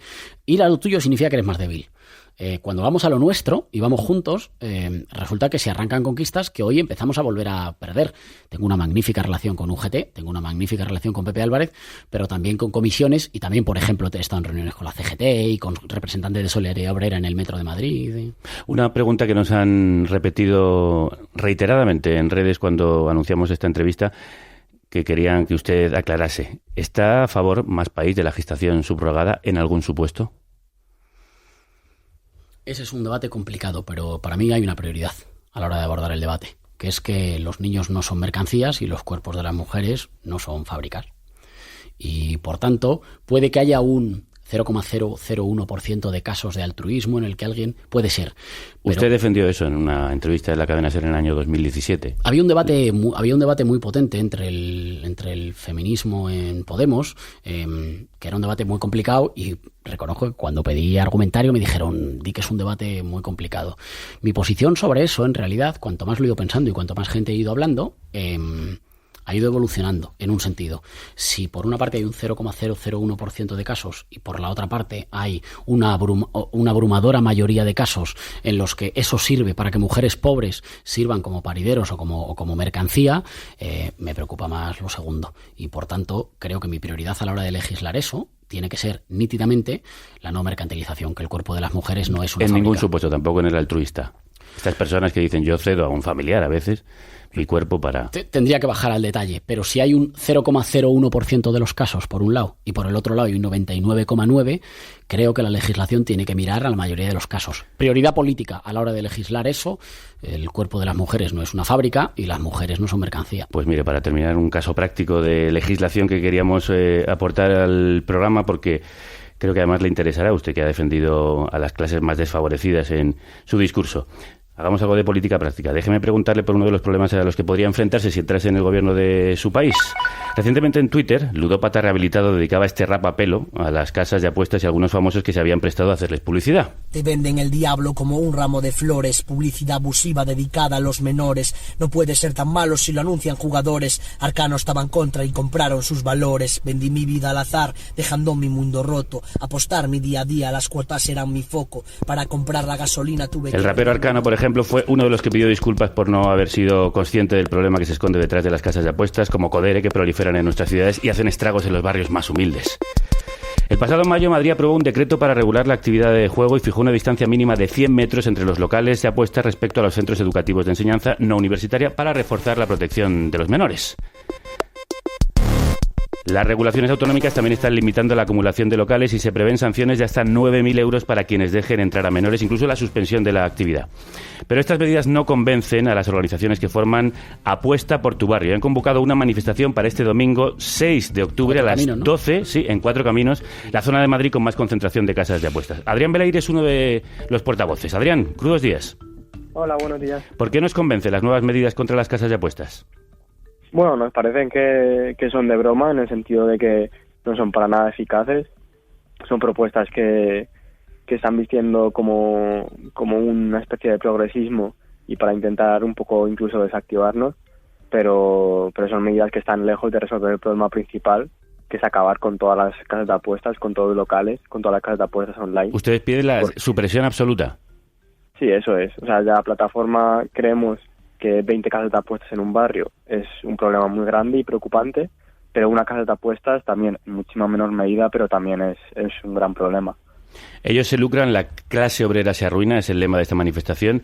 ¿Qué medidas piden? O sea, la supresión es la medida única y absoluta. Sí, o sea, bueno, hay que entender que somos muchos, actualmente somos 124 colectivos adheridos a la manifestación y que representan a la plataforma. Y digamos que, pues bueno, siempre es complicado trazar muchas líneas porque hay muchas direcciones políticas y digamos que el fundamento de la plataforma es esa, el que nos una todo es acabar con las casas de apuestas. Uh-huh. ¿Estáis en contacto con algún partido político?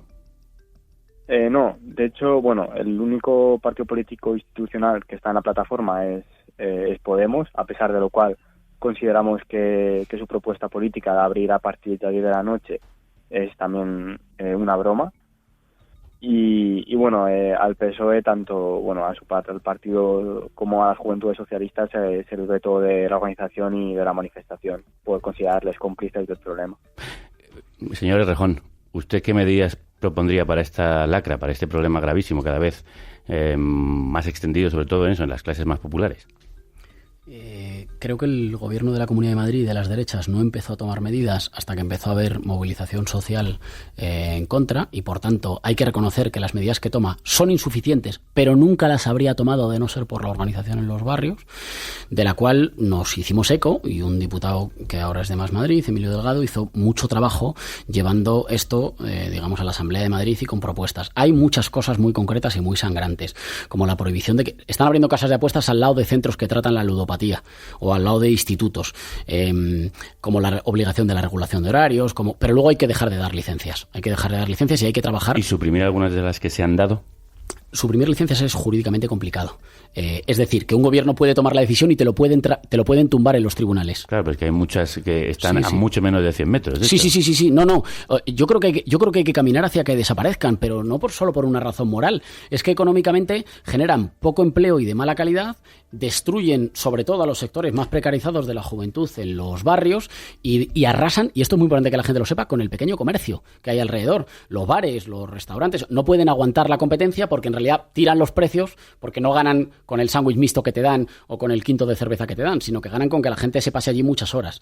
Yo creo que hay que caminar hacia eliminarlas. Creo que hay un importante político exministro del Partido Popular que cuando dejó de ser ministro acabó en un consejo de administración o de asesor de las casas de apuestas. Hay que caminar hacia que desaparezcan. Jurídicamente hay algunas cosas que pueden ser difíciles de hacer, es decir, que las puede aprobar un gobierno y te lo pueden tirar los tribunales, pero creo que un gobierno valiente tiene que ir dando pasos y tiene que ir avanzando hacia irlas suprimiendo. De entrada, no dar una sola licencia más. Adrián, no sé si quieres decirle algo a Errejón en este momento que lo tienes aquí.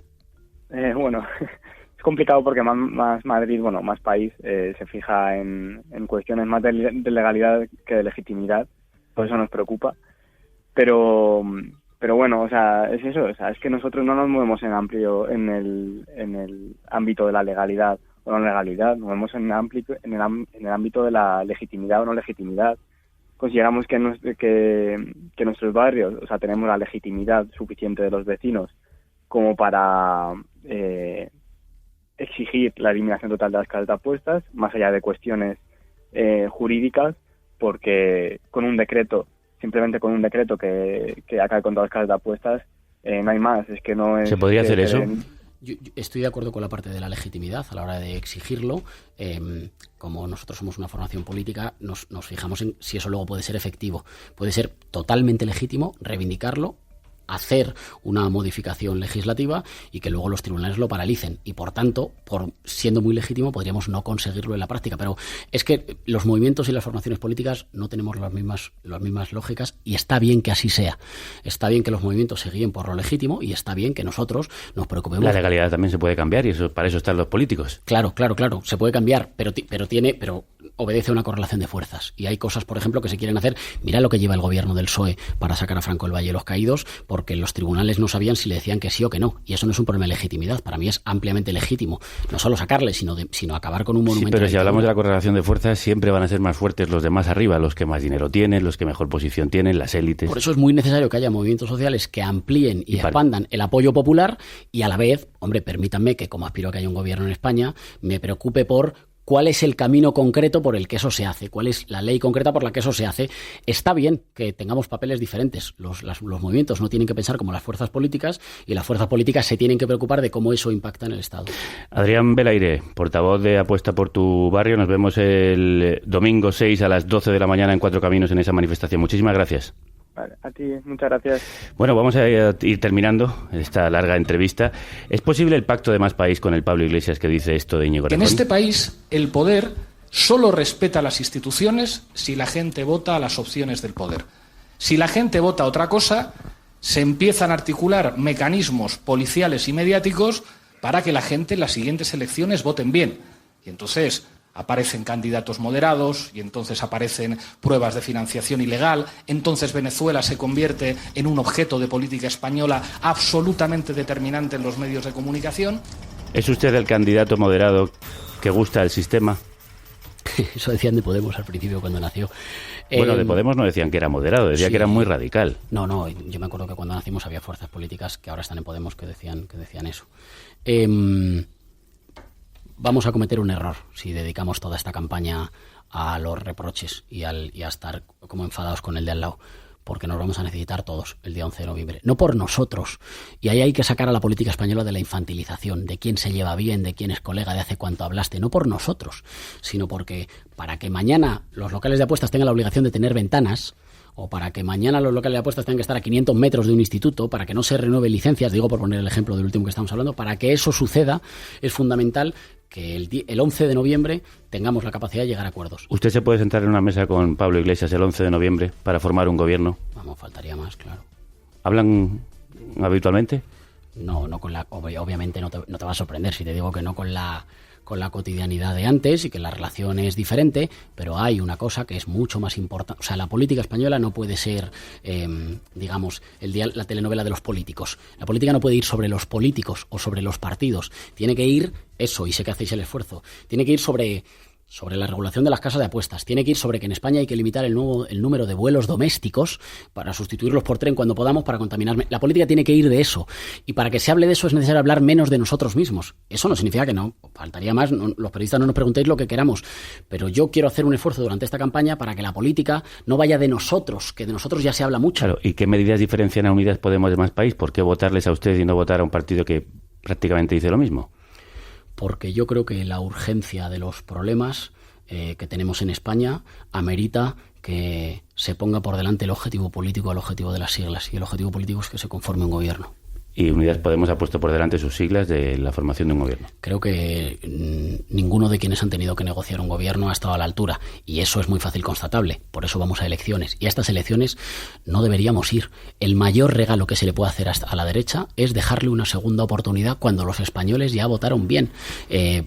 Votaron bien y solo pidieron a cambio que los líderes políticos hagan una cosa que todo el mundo hace en su vida cotidiana, que es llegar a acuerdos con el otro, aunque no sea lo que más ilusión te haga del mundo. ¿Y por qué votarles a ustedes y no directamente al PSOE si sus votos van a ir para la formación de gobierno de Pedro Sánchez? Porque no tenemos la certeza de hacia dónde quiere gobernar Pedro Sánchez, porque Pedro Sánchez podría tener la tentación de pedirle el voto o la abstención a Rivera o a Casado a Rivera, que tanto monta tanto, y porque el límite de la voluntad de transformación del Partido Socialista es no molestar nunca a los privilegiados. Y yo no vengo a la política a molestar a nadie, pero si en algún momento hay que elegir, por ejemplo, si en el caso de las casas de apuestas hay que elegir entre la juventud de los barrios que está en precario, de los barrios populares de Madrid o de tantas otras ciudades, y el lobby de las casas de apuestas, si hay que elegir, pues yo tengo clara mi elección. Y yo creo que a veces el límite del Partido Socialista es querer transformar sin molestar nunca a los de arriba. Yo no quiero molestar a nadie, pero cuando haya que elegir, tengo claro mis lealtades. ¿Usted le quitará el sueño a Pedro Sánchez? ¿Cómo se lo quita Unidas Podemos?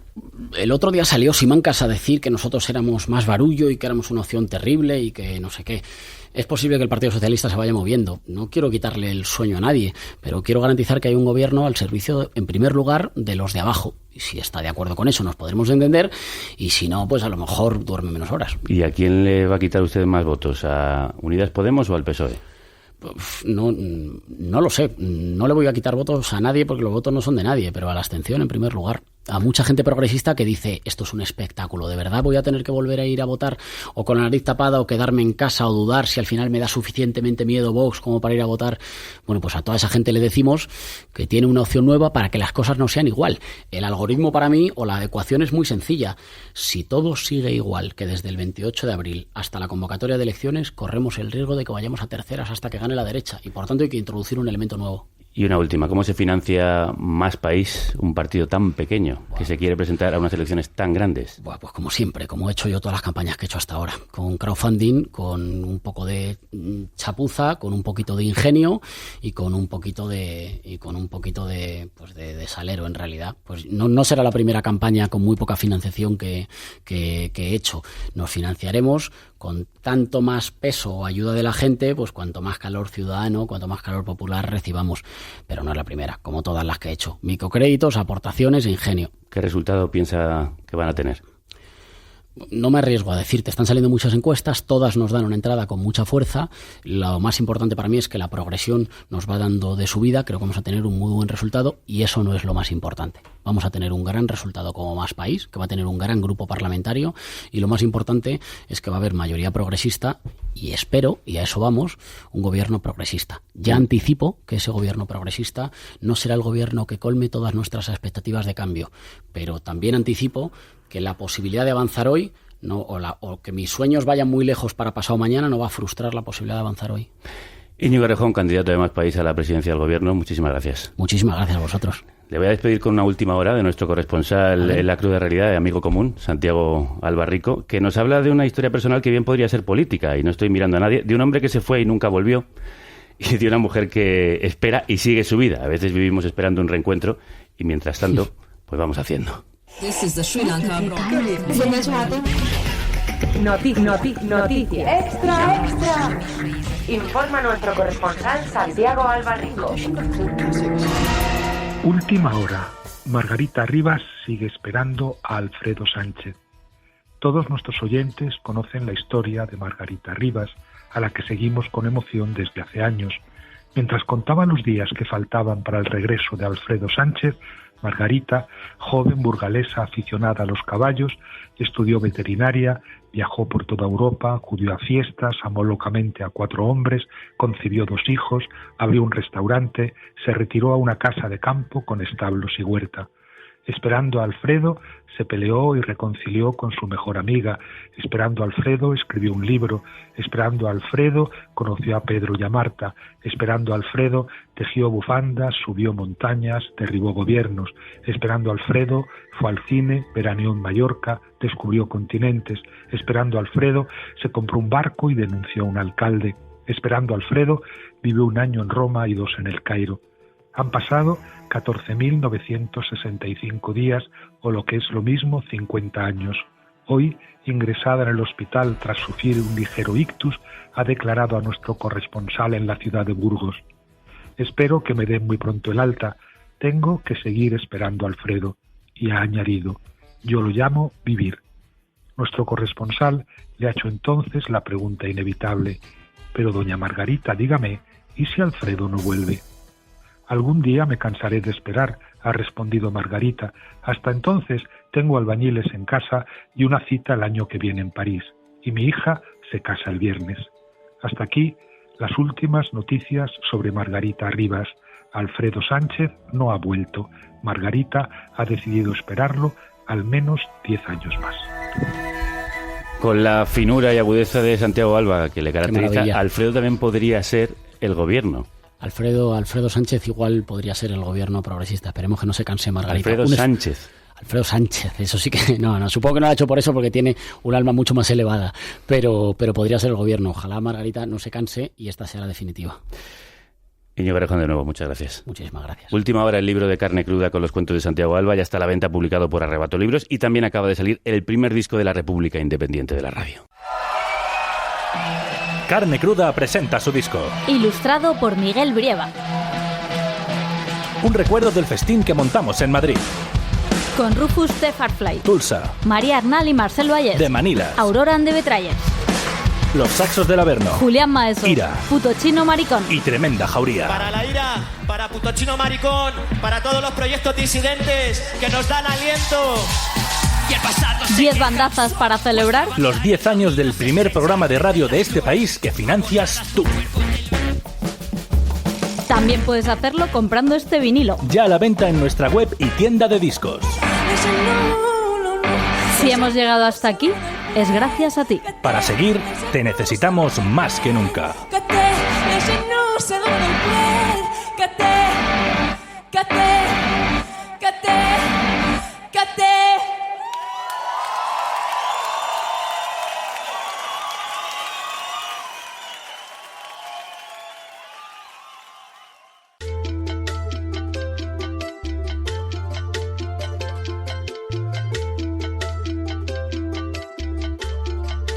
Hoy hemos hablado con un hombre que está haciendo un largo y extraño viaje político. De un largo viaje han vuelto los chicos del maíz con un discazo que se llama Comanchería, en el que hay espacio para temas tan hermosos, dolorosos, melancólicos y combativos como este, El extraño viaje, en el que les acompaña la gran Ana Tijoux.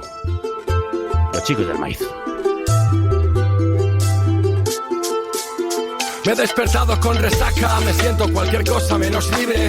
Me he visto en silencio, me voy sin despedirme. El pecho me oprime, alfileres en mi cabeza. Robo una cerveza y tiro de Kleenex. Y con torpeza latente desbarato tus planes. Y piso las calles nuevamente como Pablo Milanes. Las personas son bumeranes, pero aquellos años no volverán. Y en el fondo me jode el bombo clap, el pergamino, el modo Kerouac en el camino. El refugiado, el palestino, Europa se blinda y nos llena de vergüenza. Compa, están lloviendo bombas en Yemen y parece que a nadie le importa. Aceleraron treme y Netflix no me reconforta. Bailo si llueve, amores trueque, viviendo en una peli de Michael Haneke. tírame el break. El capitalismo es morir solos como Daniel Blake. La ley no es justa, reflejo del poder. Solo quiero amanecer lejos de tu pantalla. Quieres el lujo, el barco, la chica, la playa. Salir en los 40 y en televisión. Quieres el ticket, el pase a la fama. Yo de verdad, yo solo aspiro a tener clase como en Maston. La vida me quiere herida, que caigan sus rejas, cadenas, alambres, fronteras, mi sangre es bandera, llevo mi pueblo, mi voz y mi tierra, llevo mi tierra, Me he despertado con resaca, oliendo a culpa, heridas en la espalda y la cara sucia. Fuera oigo la lluvia, se avecina una tormenta y tengo que salir a por el pan y a por respuestas. A pasear por las conciencias, comprobar que todo es figurar y decadencia. Pero quedan quienes ven la belleza en este circo, en la solapa de un libro, en una copa de tinto. Sigo a mi instinto mucho antes que a las modas. Vivo en un conflicto continuo con mi persona. A veces me empeora, otras veces me hace resistir. Beber una cerveza y escribir otro hit. Si llega el fin, que me pille entre tus piernas. O luchando en Cuba contra la amenaza externa. Que ya nada me renta y no me inquieta si el fin está cerca. Sin discos nuevos de J. Dylan ni pelis de Berman, pero mientras todo se descompone, sueltan un break y mis renglones logran emociones. Mis canciones son el último refugio para este Quijote preso del júbilo, del infortunio, con miedo a un futuro tan incierto. Y es que muchos quisieron darnos por muertos, lo siento, los chicos del maíz han vuelto, celébralo como un golazo en el descuento. Los chicos del maíz han vuelto como un golazo en el descuento y lo vamos a celebrar con ellos en un programazo especial este lunes 7 de octubre a las 8 de la tarde en el Teatro Fígaro, para el que apenas quedan entradas. Gracias por volver a llenarlo, ese teatro, por ayudarnos a seguir siendo la República Independiente de la radio.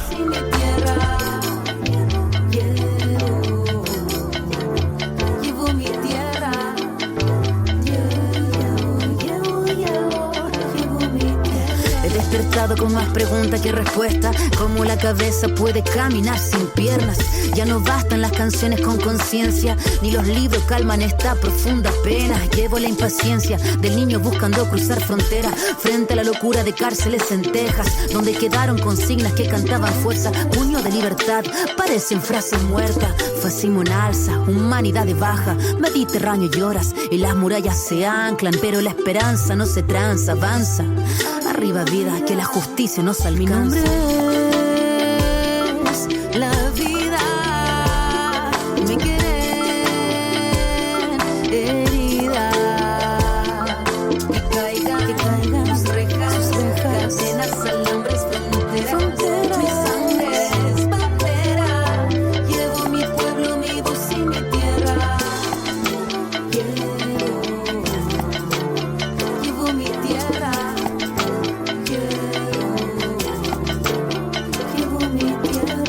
Otra gran mujer y cantante como Ana Tijoux, que lleva su tierra en su música, nos habla cada semana de sus extraños viajes por esa tierra y por el mundo. A ver qué nos cuenta, Rosalén. Carretera y canta. El diario de Rosalén. Rita ya desde pequeña quiso ser cantante como su mamá. Muy buenas, amigos de Carne Cruda. Hoy os voy a contar que he estado toda la mañana de rueda de prensa y compartiendo con unas amigas muy especiales con las que conocí en Guatemala para apoyar y dar visibilidad a un proyecto que se llama La Luz de las Niñas. A las niñas que tienen mucha más dificultad para acceder, por ejemplo, a la educación y encima pues ser indígenas, que se les llamaba las niñas colibrí. ¿Por qué? Porque como el colibrí tiene las alitas tan pequeñas y aún así son capaces de volar, pues a estas niñas que son capaces de acceder a los estudios se les llama así. Y conocimos a una muy especial que se llama Kim y que está en España. Entonces, pues mira, te la voy a pasar para que os salude. A ver, Kim, saluda a los amigos de Carne Cruda. Hola, muy buenas tardes. Mi nombre es Kimberly Chivalán, vivo en la ciudad de Guatemala. Vivo en un pueblo que se llama Santa Lucía la Reforma. Mi idioma materno es el idioma quiché. La triste realidad de Guatemala es que allá hay muchas niñas que son discriminadas por el simple hecho de ser niñas. Allá en Guatemala hay tanto machismo que no se le da la oportunidad a la mujer de seguir estudiando, de cumplir sus sueños.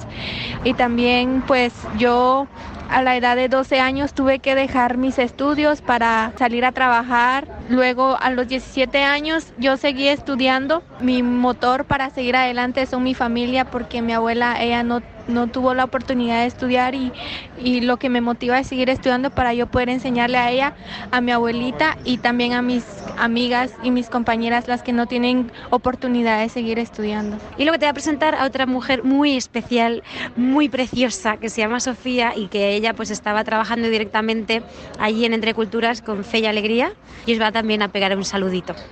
A ver, Sofía. Hola. Pues sí, vengo desde Guatemala, muy contenta de estar aquí en Madrid. Así que pues invitarlos a todos a unirse a estas causas, a luchar por esos derechos, porque todos y todas tenemos los mismos derechos y definitivamente muchas niñas necesitan de nosotros. Hola, amigas, amigos de Carne Cruda. Esta vez voy a mandaros este audio desde un lugar muy extraño, que es mi casa. Voy a imaginarme que estoy en el hotel de Donosti, que es de lo que os quiero hablar hoy, porque tuve la suerte de ser invitada al Festival de Cine de San Sebastián. Pues quería hablaros de una llamada muy especial que recibí hace unas semanas de Leticia Dolera, porque ha hecho una serie para Movistar que se llama Vida Perfecta. Me pidieron que interpretara para el estreno de la serie una canción de Cecilia, que es muy mítica, que es la de nada de nada, nada de nadie. Nada de ti, nada de mí, una brisa sin aire soy yo, nada de nadie. Y tuve pues el orgullo de abrir el estreno de la serie en el Velódromo ante casi 3.000 personas, mientras que detrás pues se proyectaba el tráiler de la serie.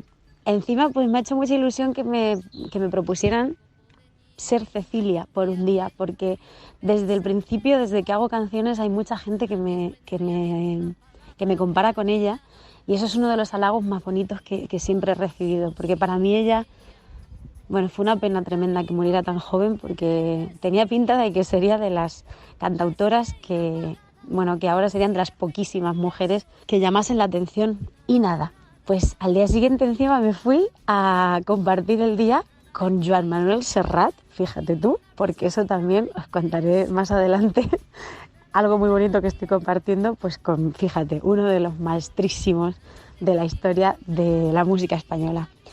Así que nada, pues hoy os despido con un cachito, ¿no? Por ejemplo, del estribillo, que tuve que cantarlo así a guitarrita y voz, al más puro estilo cantautor, que dice: nada de ti, nada de mí, una brisa sin aire soy yo, nada de nadie. Nada de ti, nada de mí, una brisa sin aire soy yo, nada de nadie. Os mando un besito enorme. Ay, nosotros que lo recibimos, qué maravillas nos manda nuestra querida María Rosalén.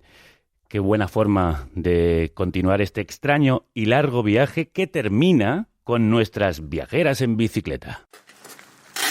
Carne Cruda, en colaboración con Biela y Tierra, presenta La España vaciada. Que no está vacía. Un recorrido en bicicleta por la soberanía alimentaria. Y un mundo rural vivo. ¿Dónde andarán hoy?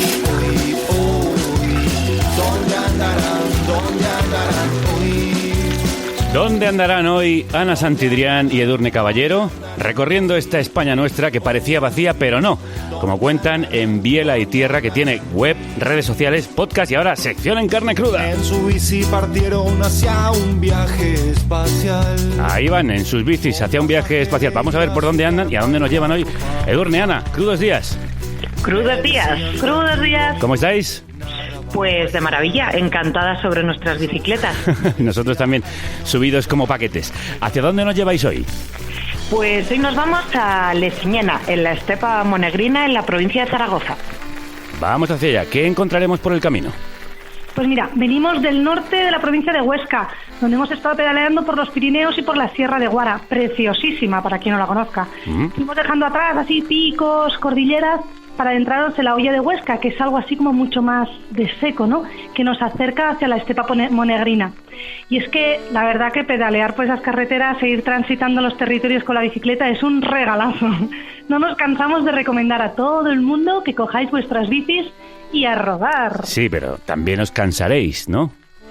Bueno, pues claro, o sea, la verdad es que por ahí, por Huesca y bueno, y todo lo que llevamos recorriendo por Asturias, por León, por Euskadi, nos han tocado buenas cuestas que cansan. Pero es que siempre la increíble recompensa de disfrutar el paisaje y que de verdad, volvemos a decir, que subir mola mucho y merece la pena. Y sobre todo lo que nos ayuda a la bici es a disfrutar de ese cambio de paisaje que es sorprendente. Ahí donde desaparecen los bosques, los montes y va apareciendo la llanura, la estepa, ese paisaje que es muy singular y muy desconocido. Ese paisaje que es único en Europa, un ecosistema frágil que esconde una enorme biodiversidad natural y que cada vez la verdad es que la pena es que se encuentra amenazada por la agroindustria.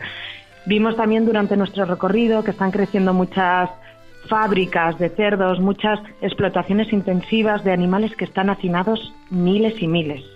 Bueno, de la ganadería industrial ya hablaremos en profundidad en otro programa, es muy interesante lo que apuntáis, pero contadme, ¿qué más visteis de camino? Pues en este camino nos encontramos una cosa que nos encantó y que ya conocíamos, Atmosfera, que es una residencia artística situada en Los Monegros y vinculada a las artes escénicas y al circo, que decidieron dar vida a una antigua nave agrícola abandonada en medio del desierto de Los Monegros. Anda. Impresionante, sí.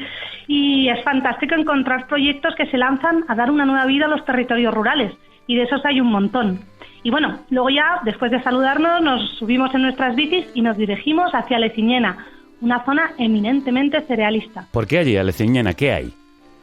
Pues Leciñena está Ecomonegros, una empresa familiar que desde hace nada más y nada menos 13 años está produciendo pan y repostería ecológica con el trigo Aragón 03. El trigo Aragón 03 es muy particular porque es una variedad de trigo antiguo que se dejó de cultivar allí por los años 80 cuando empezaron a entrar las variedades modernas y toda la revolución verde. O sea que una semilla se dejó de cultivar hace casi 40 años y a día de hoy siguen estando vivas. ¿Cómo es eso posible? Pues sí, están vivas, resembrando e intercambiando, como el lema de la red de semillas. Pues el germen de todo este movimiento fue Juan José Marcén, hijo de Leciñena, que un día se preguntó, ¿y por qué el pan de ahora ya no sabe a pan? Muy buena pregunta. A veces nos lo preguntamos por aquí en las ciudades. Sí, mucha gente nos lo preguntamos. Sí. Y entonces empezó a preguntar a mayores de la zona sobre cómo era el pan de antes. Y la gente pues le dijo, claro, es que antes no se hacía con el trigo que utilizamos ahora, se hacía con el trigo Aragón 03, que es una variedad que se cultivaba aquí en Los Monegros porque está adaptada perfectamente al clima y a las características de la tierra. Germina con poca humedad, tiene las raíces más profundas y es más resistente a enfermedades. Y además le decían que hay que destacar que esta variedad de trigo tiene un contenido proteico muy superior al de las variedades comerciales. Sí, Juan José, un tío que no solo, como muchas de nosotras nos preguntamos por qué el pan no sabe a pan, sino que se lo preguntó, buscó la respuesta y buscó la semilla. Y buscó por la zona y encontró a unos hermanos que estaban en Perdiguera, en un pueblecito al lado del suyo, de Leciñena, que guardaban unas semillas más como una idea romántica. Eran unas semillas que habían alimentado durante tantos años a tantas generaciones de su familia que cómo no las iban a guardar y cultivar cada año. Bueno, vaya historión. Pues bravo por todos ellos, por Juan José y por la familia que guardó estas semillas. Un tío decidido, el Juanjo. Sí, la verdad que sí.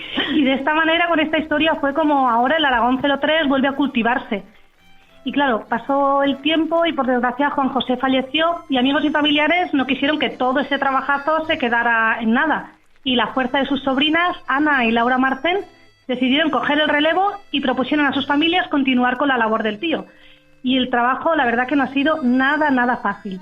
Nos contaban que al principio no encontraban a nadie que quisiera comprarles la harina, porque es una harina diferente, ¿no? Y así que decidieron liarse la manta a la cabeza, se pusieron el mandil y el gorro de panaderas y venga, a aprender a hacer pan y repostería para demostrar como sus harinas de Aragón 03, se puede elaborar un pan nutritivo y bien sabroso. Bien, ¿y vosotras por qué decidisteis ir a ver Como Negros, esta empresa familiar que hace pan con el trigo Aragón 03? Bueno, pues aparte de porque las variedades nos parecen fundamentales y poner el foco ahí, aparte de que somos consumidoras de este pan desde hace muchos años y fieles clientas porque nos encanta, pues aparte de todo esto porque Ana y Laura son un ejemplo de mujeres rurales empoderadas que apuestan por seguir en su tierra, por seguir vinculadas a su territorio, por mantener viva la herencia de todas estas generaciones pasadas que hablábamos con esa semilla y por protegerlo y hacerlo todo de una forma de agricultura ecológica. Y porque, como ellas mismas dicen, Como Negros no solo es una panadería, es la culminación de un proyecto de recuperación de semillas antiguas.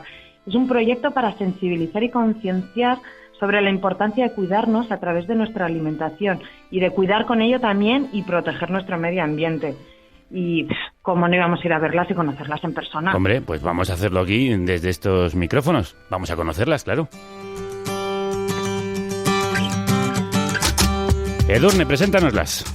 Pues venga, hoy nos reciben Ana y Laura Marcel. Ellas son hermanas impulsoras de Como Negros, el espíritu, el corazón. Laura estudió agrónomos y ciencia y tecnología de los alimentos y ella ahora es la encargada del obrador y de ir mejorando las recetas y gestionar las ventas. Y luego, por otro lado, Ana estudió filología clásica porque, bueno, de alguna forma decía que no quería tener nada que ver con los datos y los números, aunque siempre lo que le ha motivado es cantar. Ahora, a día de hoy, en Como Negros, en esta empresa familiar, está centrada su labor como gerente de la empresa. Fíjate qué sorpresas le da la vida, sí, que los números al final le han llegado. Igual alguna sorpresa le damos nosotros y nosotras pidiéndole cantar. Ana, Laura, crudos días. Hola, buenos días. ¿Cómo estáis? Yo soy Laura. Ah, Laura. Mi hermana creo que ha perdido la conexión. Laura, me ha llamado la atención esto que comentáis de la importancia de las semillas tradicionales y te quiero preguntar, ¿por qué es importante conservar las semillas tradicionales y promover su consumo? Es muy importante porque cada semilla es una pequeña biblioteca. Las variedades de trigo que cultivamos nosotros, del Aragón 03 y el Florencia Aurora, son semillas libres, tradicionales, no dependientes de empresas comerciales porque pertenecen al agricultor que las cultiva y se intercambian entre agricultores. Las semillas deberían estar en manos de agricultores. En la producción actual convencional, las semillas están pensadas para producir más y se van degenerando. Entonces, los agricultores han de comprar nuevas semillas cada año a las empresas semilleras, todos conocemos nombres, sí, pero a la vez que compran esas semillas, también compran todo el paquete. Los fertilizantes sintéticos, los herbicidas, porque están preparados, todo está preparado en mano de gran empresa. Claro. Y la agricultura debería ser de los agricultores. Y esto queda en manos de las grandes empresas como Monsanto, claro. Por ejemplo, sí. Por ejemplo. Con un montón. Por citar alguna. Edurne. Sí, Laura, y aparte de lo que nos has contado, vosotros producís en ecológico. ¿Qué es lo que aporta la producción en ecológico a los cerealistas? A ver, nosotros cultivamos en eco porque cuando empezamos con esto, cuando mi tío y demás, era una forma de demostrar hoy en día que hacíamos las cosas como se hacían antes. Sin productos de síntesis, protegiendo el medio ambiente, haciendo rotación de cultivos. Y eso sí, la idea nuestra era hacer un canal de venta corto, aquí cercano, para transformar y para alimentación animal, el ecológico. Es un poco escapar de los precios que te marcan las bolsas, el mercado de valores que especula con el precio de los cereales a nivel mundial. Uh-huh. Pues al cultivar en ecológico y vender aquí cerca, conseguimos mantener la economía centrada en la zona. Ah, muy bien. Y creo que hemos recuperado ya a Ana.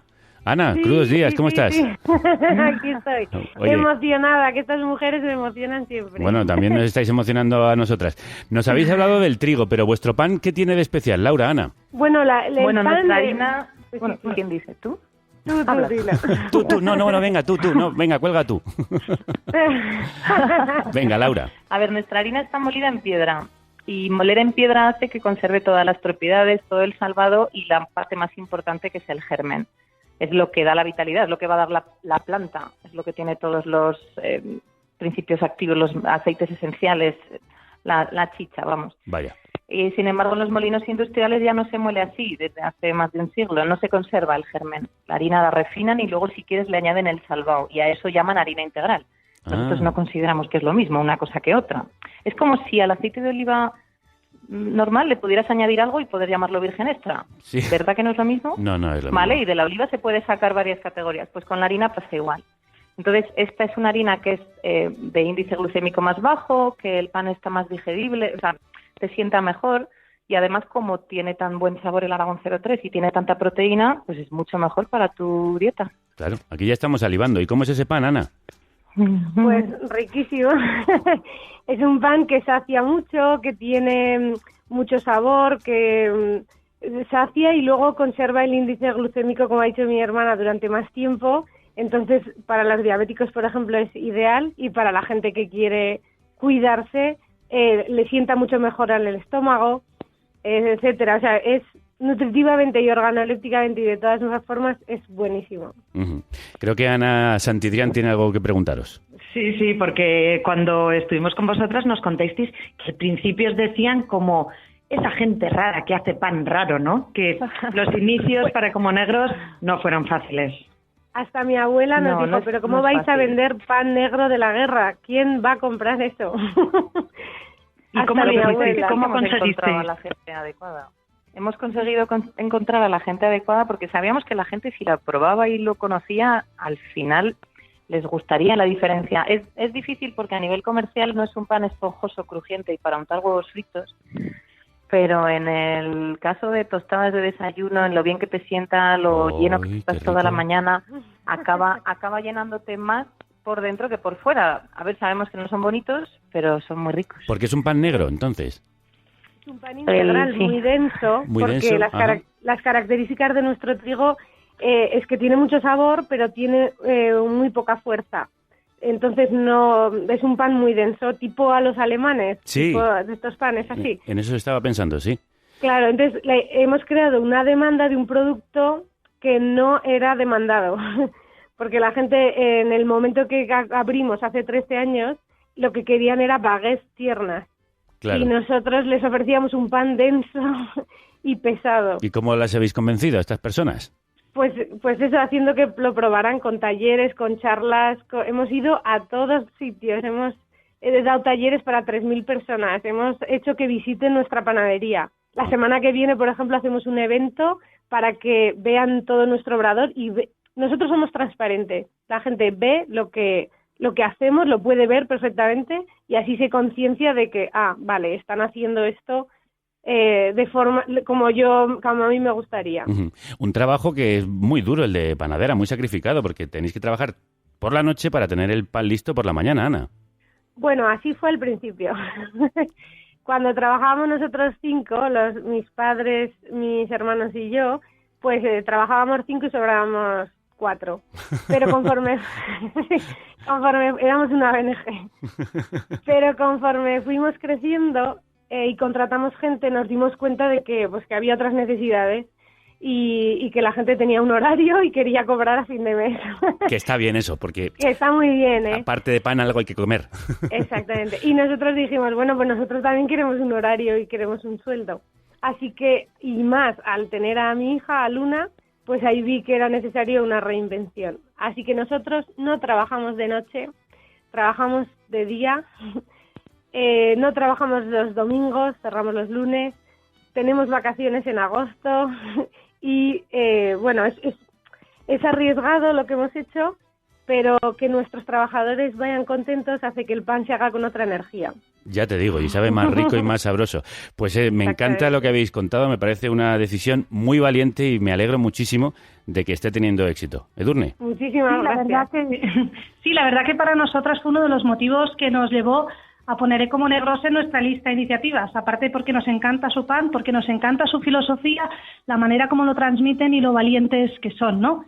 Y la importancia de respetarse, de respetar a las personas, respetar al medio ambiente. Nos parece esencial. Porque si de verdad queremos buscar alternativas para generar un mundo más habitable, el ecofeminismo es primordial. Poner la vida en el centro y los cuidados, porque sin ellos es imposible que podamos vivir. Y sí se puede, lo acaban de demostrar Ana y Laura. Gracias por ser parte de ese cambio. No sé si queréis añadir algo más antes de despediros, Ana. Yo solo la única pregunta que la gente se plantee, ¿cuántos miles de años puede durar su trabajo? Pues esa pregunta queda en el aire, cada uno estará dándole respuesta en su cerebro. Hay que saber trabajar bien, darse una buena vida. También en el trabajo vosotras habéis encontrado una vocación y la estáis sacando adelante de manera ejemplar y muy estimulante. Ana Laura, muchísimas gracias. A vosotros. Un abrazo muy fuerte. Igualmente. Bueno, y antes de irnos, aparte del pan, ¿qué tenemos para llenar el buche? Pues hoy tenemos algo muy especial, muy relacionado con el pan, las migas de pastor. Y nos lo cuenta Daniel, que es el padre de Ana y Laura, y él era de familia pastora, él era pastor de joven, y ahora es la persona que cultiva el trigo Aragón 03.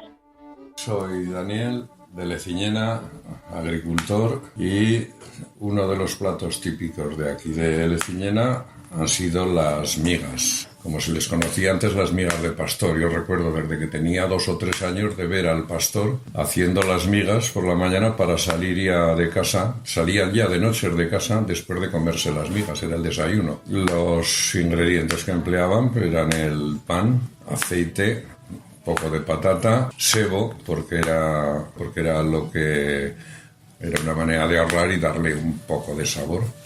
Ahora hay algunos que les echan muchos ingredientes, pero yo las sigo haciendo principalmente con pan, aceite, patata, cebolla y ajos. Lo primero se hace en aceite de oliva, se fríen los ajos, se fríe la cebolla, se fríe la patata, se puede freír junto o por separado, eso es independiente, y después se le agrega pan, principalmente que sea pan de varios días, para que esté ya algo seco. Se cortaba previamente 2 días antes lo más fino posible y se humedecía el pan hasta que alcanzara el grado de humedad que querías para que se cociera el pan. Básicamente ese es el plato, y cuando están en el punto de humedad que cada uno considera suficiente, unos los prefieren un poco más húmedas, otros más secas, pues las a comer. Antes se comía siempre a rancho, en la sartén.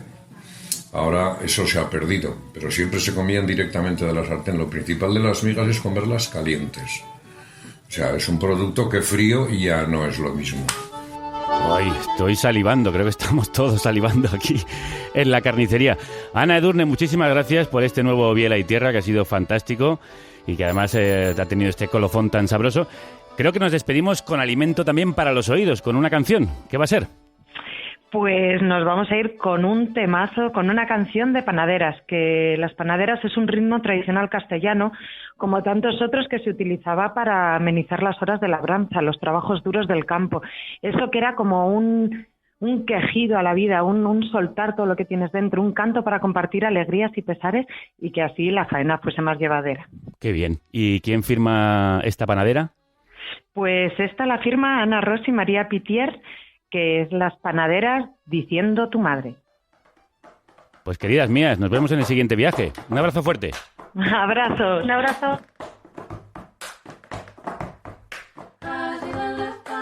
Por la calle se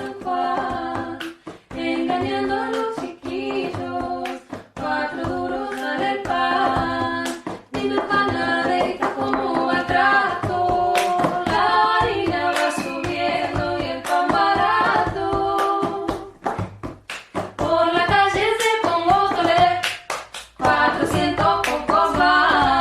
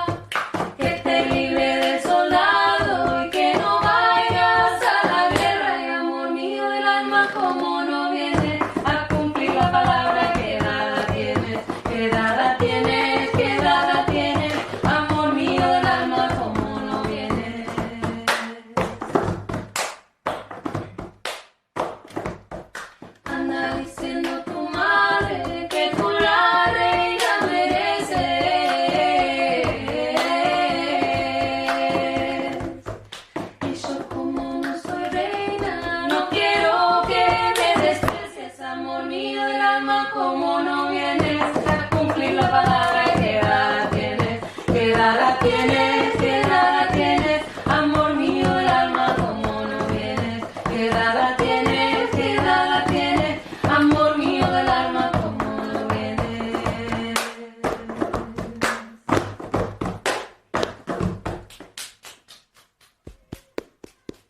Pues una canción y un viaje de Toma Pan y Moja. Mañana volvemos con más, igual de sabroso, con un programa para chuparse los dedos. Hasta entonces, que la radio os acompañe.